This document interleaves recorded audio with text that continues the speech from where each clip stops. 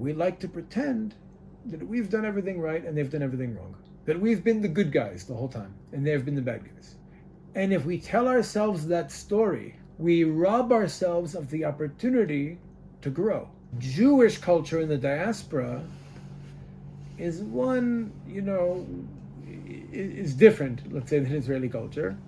And a challenge a lot of Olim have is learning to be strong and just.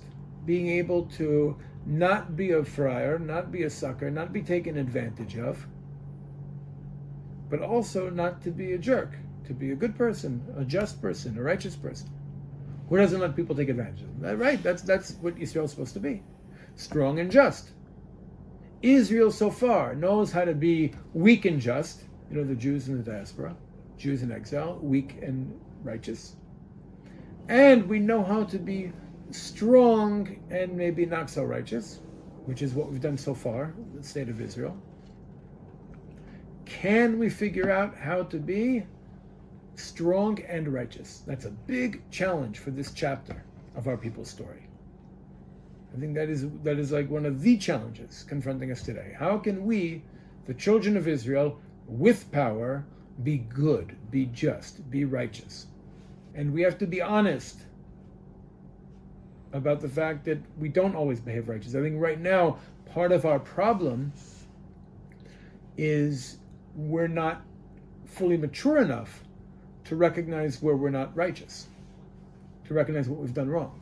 Like, for example, the clearest example is our conflict with the Palestinians. We like to pretend that we've done everything right and they've done everything wrong. That we've been the good guys the whole time and they've been the bad guys. And if we tell ourselves that story, we rob ourselves of the opportunity to grow. Right? If we tell ourselves a story that we've done everything right and they're just bad, which is the story we hear from the pro-Israel organizations, from our own government, from all of the Zionist media, right? What do we hear? We hear that Israel are the good guys. We're the good guys, and they're the bad guys, and we can't even understand why President Joe Biden would be carrying around Rashid Khalidi's book, right? How dare he? How dare he read a book that says we're the bad guys? We're offended by the very notion that maybe we're the bad guys. Instead of actually looking in the mirror and saying, what do we need to fix? I don't even mean it for the sake of the Palestinians, for the sake of us. How do we become what we came home to be as a result of us being willing to confront the things we've done wrong in this situation? Things we could have done better. It makes sense. I mean, I don't understand, especially when you look at the Israeli right. People who know all about the Saison, when Mapai and the Haganah and the Palmach hunted Jewish freedom fighters for the British. And they know all about the Altalena, when Prime Minister David Ben-Gurion ordered Yitzhak Rabin of the Palmach to destroy a Jewish ship with weapons in an attempt to kill Menachem Begin. They know all about that. But they think the Nakba is made up. Let's be honest with ourselves, so we can grow and become what we're meant to be. Israel has a mission in history. We're living in a moment when we've come back to life after 2,000 years of existing in gas form. We're solid again. We're back in our land. We have power. We have self-determination. We have an army. We have an economy. We have a government. Jerusalem is the Torah center of the world. What are we going to do with all that? Right? We've built the vessel. We've built the cup. We need to fill it with content. We need to animate it.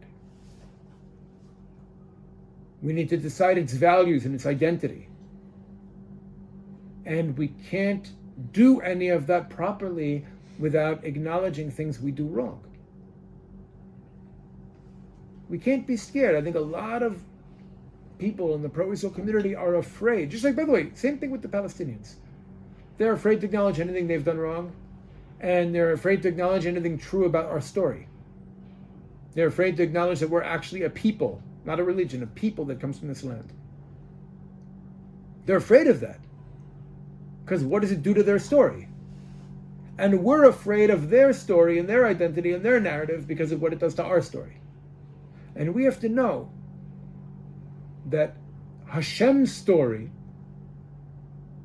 includes both of our stories, includes the Palestinian narrative and the Israeli narrative. The true parts of both. Because we have a subjective story, they have a subjective story, and Hashem has the capital T objective absolute truth. That's inclusive of other people's subjective truths. But we have to be willing to look. It doesn't mean accept everything they say. It doesn't mean accept things that aren't true. But it means being willing to confront, understand what people are saying about us. Right? Because if somebody gives me tochacha as an individual, somebody says they have a problem with something I've done, or something I said, or something they think I said, and I'm hearing them, I'm not just hearing them, I'm hearing Hashem speaking to me. I'm hearing a divine message that I need to at least think about my behavior. Maybe I'm in the right, maybe I shouldn't change anything, but I should at least ask myself the question, is there something here to fix? Is there something here to change? Is there something here to work on? Kol v'chomer as a nation. We have to know what our interests are. We have to know what our mission is. We have to know what we're allowed to compromise on and what we're not allowed to compromise on. None of this is an argument for withdrawing from territory, chas v'shalom. In fact, I want us to go back to Gaza. I want to be able to live in Gaza. But when so many people are making such strong accusations against us, it's easy to dismiss them and say they're just anti-Semites. They just hate us. They're lying. It's easy. But is that what the Kadosh Baruch Hu wants us to do? Or are we supposed to actually ask ourselves, is there something true about what they're saying? Maybe not all of it. Or why do they see us the way they do? What's going on here? Do they just hate Jews? Are they just bad people? Or are they seeing something that needs to be addressed? Are they seeing a flaw in us that we need to overcome? Maybe. We need to be open to that idea, that possibility. Maybe we still have something to work on. Maybe we have something to fix within ourselves. And maybe our greatest critics and our greatest detractors are messengers to the Kadosh Baruch Hu to tell us what we should be working on, what we should be trying to fix internally. Right? The healthy response to tochacha, to criticism, is not defensiveness. It's introspection. We can come to the conclusion they're wrong, or partially wrong. But we need to mature. We need to advance. And one of the ways we advance is by listening to the accusations of our enemies. We learn about ourselves. But you can only do that if we know who we are.